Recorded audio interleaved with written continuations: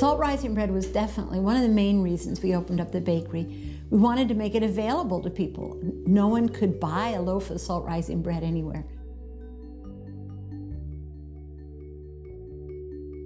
Fewer people are making the bread these days. It's not a particularly easy bread to make until you've learned to do it.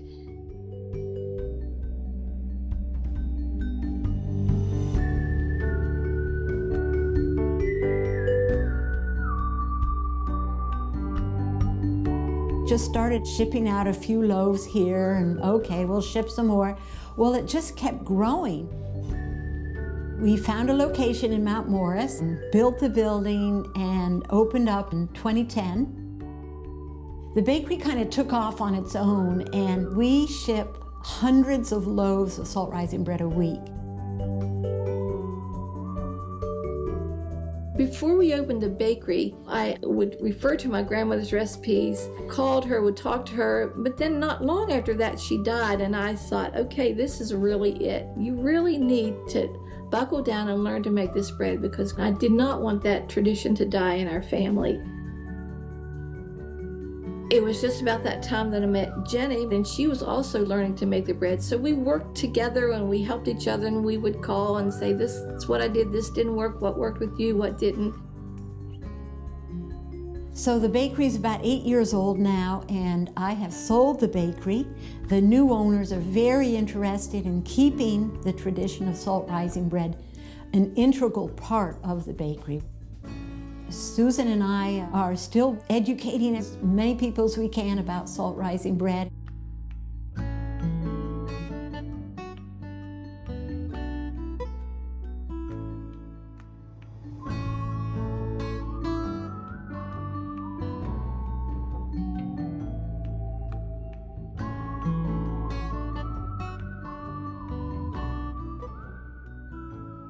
If you just talk to anyone who has had salt rising bread and you see how it comes from their heart when they remember this bread, that I think really helps you understand why this tradition needs to be kept alive.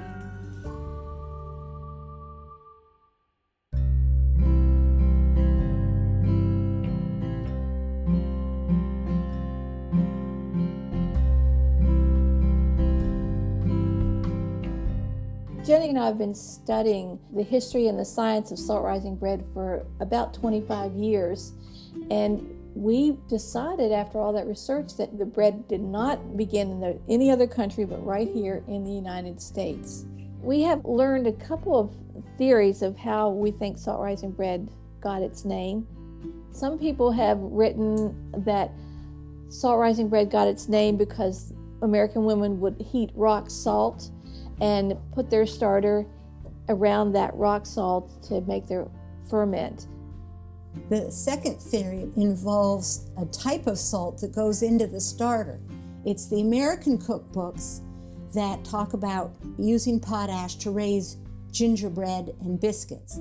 We think it's the American pioneer women who first used potash in foods. Potash was an even earlier derivative of saleratus. Saleratus was around until the early 1900s, and then baking soda came into play. One of the other interesting things about salt rising bread are the stories that women tell you when they don't understand the science of the bread.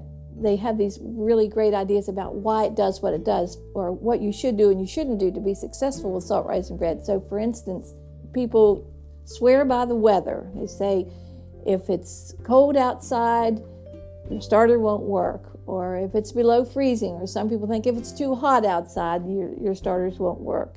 Once you start gathering all these ideas and looking at them, they often contradict each other. Right. Like new potatoes are the best way to make salt rising bread, or old potatoes. We've heard that if there's any green on your potatoes, that won't work. It makes you think none of these or all of these might be true. I've thought a lot about all these stories that women have discovered through the years about the bread, and Some of them really, probably do make sense. For instance, the weather. There is something about the barometric pressure and whether bacteria will grow when the pressure is too high or too low. Of all the hundreds of recipes that we've gathered, regular table salt is found to go into the starter. But then there's also baking soda, which is a type of chemist salt. We don't totally understand the science of why a salt in the starter helps promote the fermentation. That's something that scientists are going to have to study in a lab. But it seems to be that it enhances the bacterial fermentation and maybe suppresses the yeast. Maybe it's a type of buffering agent. It's actually a very complex fermentation that results in the wonderful flavor and in the rise of the bread. 3 different bacteria working symbiotically with each other, so that in the first 4 hours of fermentation, it's the one species of bacteria that's proliferating, and then in the next 8 hours of the fermentation, it's the second and the third forms of bacteria that are feeding off the first form. So it's a hydrogen gas in salt-rising bread, not so much carbon dioxide gas, which is what you find in yeast-fermented breads, which lends to the very white color of the salt-rising bread and the crumb of salt-rising bread, which is kind of a delicate crumb with very small holes. The whole concept of salt-rising bread is changing as humans gather more knowledge. We're dealing with wild bacteria here. Sometimes it works and sometimes it doesn't, and it's easy to blame it on one reason or another.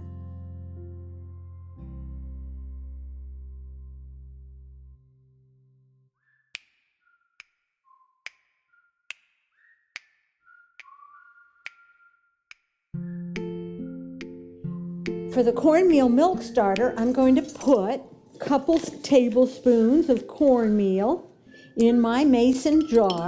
This is a quart jar. And then I'm going to put a tablespoon of flour and a 1/4 teaspoon of baking soda. Thanks for bringing this. I'm going to heat my milk 170 degrees. I happen to have some here.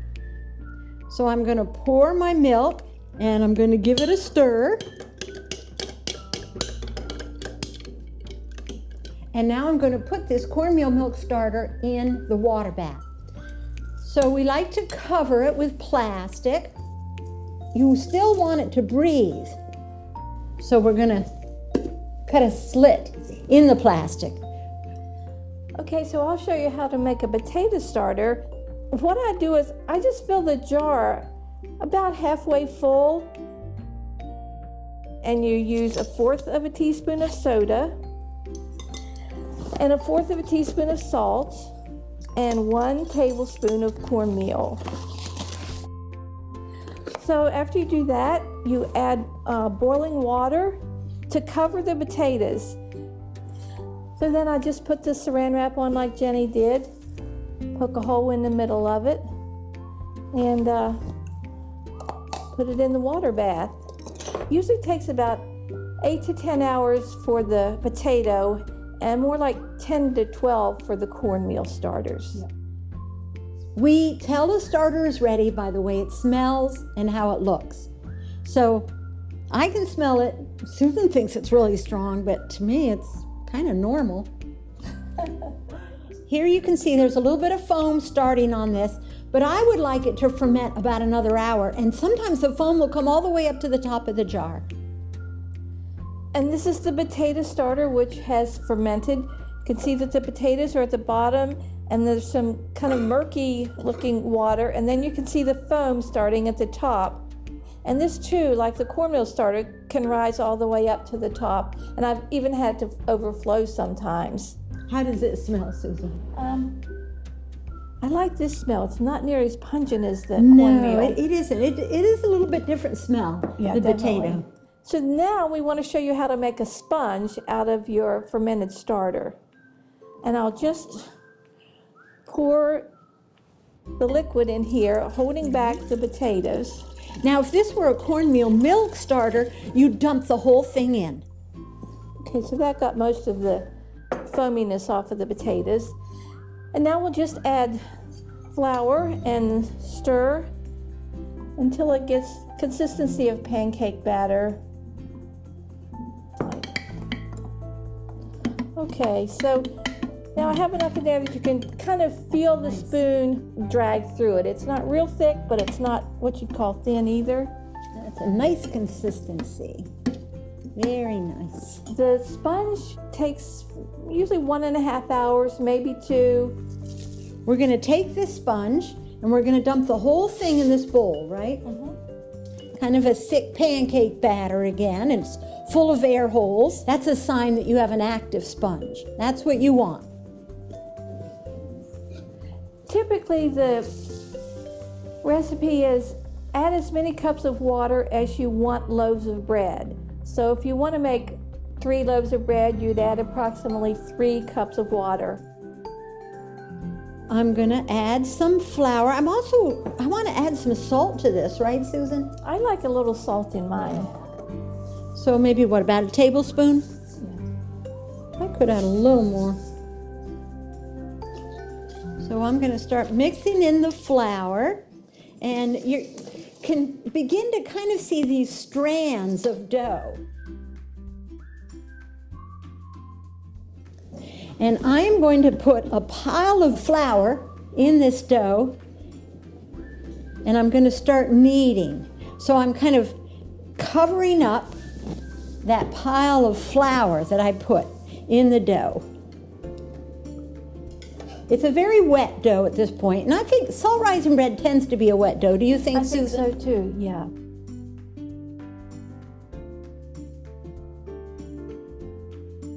The strands of gluten are starting to get lined up. They're forming layers of dough, and that's what's holding the gas in. You see how the dough is starting to get smoother? So you're mixing the ingredients. Gluten strands are lining up through the kneading process. You're developing them. Here we go. Here's a very nice thin layer. And that's what's going to be holding the gases in and enabling the bread dough to rise up. And now you want your bread dough to fit your pan size. And I guess this is good for 2 loaves of bread. And as you can see, so it's a very wet dough and it feels warm. You want your bread dough to stay warm. When we say proof, you want it to stay a little bit moist and very warm. Put them on top of your stove, 1 burner on very low, just so that there's enough heat for the bread to get the warmth it needs to rise.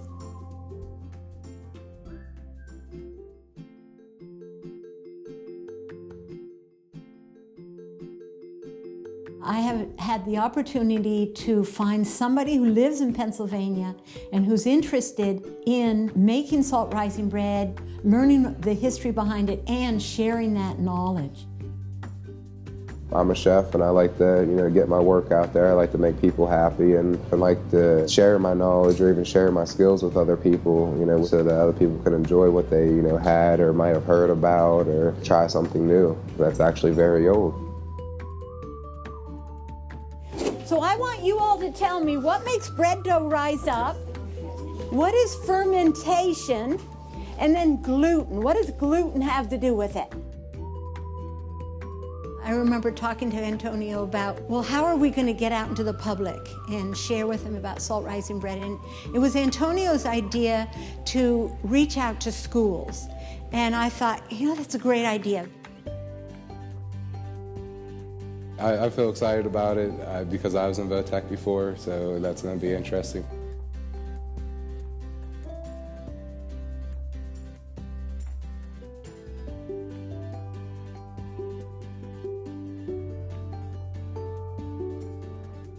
I just thought it was kind of neat how, well, first off, it was very stinky, which is great because then that gets the kids interacted and they're all like, what's that smell? And I'm like, it ain't you, don't worry. But Salt rising bread stinks, and it's so much fun to see the kids' faces. Oh my gosh! You just kneaded your bread dough, and what did you do when you were kneading the bread dough? What were you developing? You're developing those strands of gluten, and those strands of gluten hold the bubbles in. It causes the bread dough to rise up. I was surprised, how well, most of the bread did come out with them, and hopefully they take this tradition and keep on carrying it through and teaching the next generation.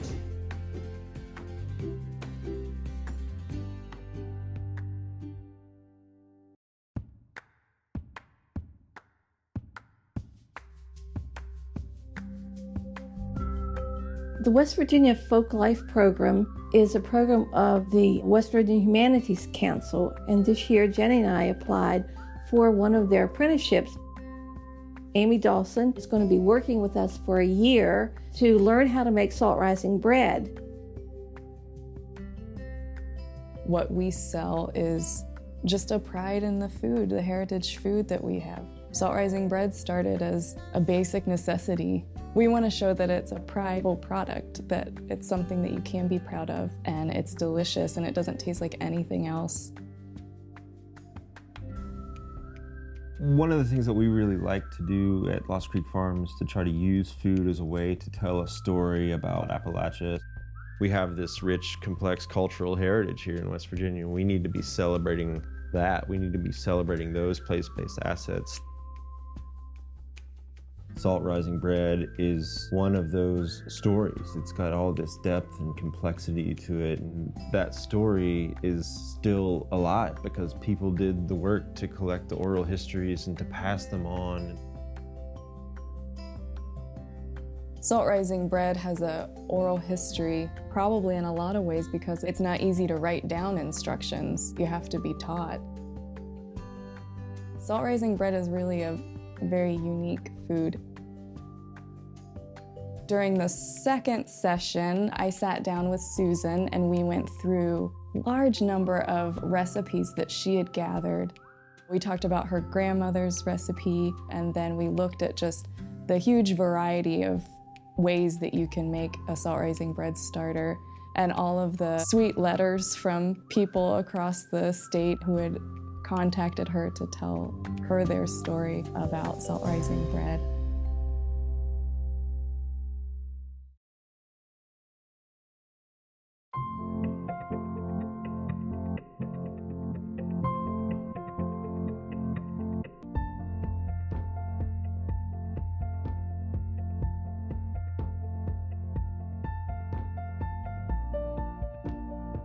My wife lovingly ordered several loaves from you for my Valentine's gift. I was moved to tears. Toasting this bread conjures memories of 50+ years ago when my grandmother made it for me. Please continue creating this most wonderful product. My 5 loaves of salt rising bread have arrived. It is superb. I can't wait for breakfast each day. Please tell Susan Brown that I would come up there and propose, but I know she must be married. I was so excited about receiving my salt rising bread today. It has brought back many, many fond memories of my childhood and well into my adult life. I know it's only bread, but when I was lucky enough to find you on the internet, I could not wait to place my order. It's just like I remember it.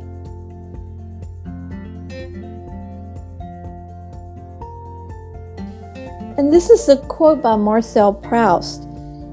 When nothing else subsists from the past, after the people are gone, after the things are broken and scattered, the smell and taste of things remain poised for a long time, like souls ready to remind us, bearing resiliently the immense edifice of memory.